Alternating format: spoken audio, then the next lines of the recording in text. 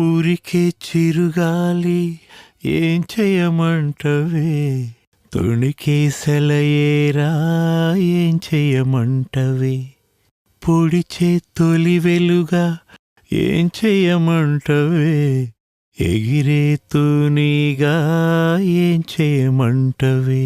Hello everyone, గేదెల రాజు కాకినాడ తాలూకా ఈ cinema music నుంచి ఒక అప్డేట్ ఇవ్వడానికి వచ్చాను. సాధారణంగా ఒక ప్రోడక్ట్ ఉన్నప్పుడు దానికి మంచి చెడు రెండు ఉంటాయి. చెడు గురించి చెప్పుకోవాల్సి వస్తే వాళ్ళు లీగల్ వార్నింగ్ అంటారు. అంటే ఆ ప్రోడక్ట్ ద్వారా ఎలాంటి దుష్ఫలితాలు మనం ఫేస్ చేయబోతున్నాం అనేది వాళ్ళు క్లియర్గా చెప్తారు.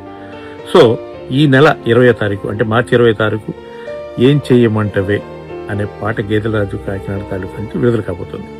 ఈ పాట వల్ల ఎదురయ్యే దుష్ఫలితాలు ఏంటో నేను మీకు ముందే చెప్తున్నాను.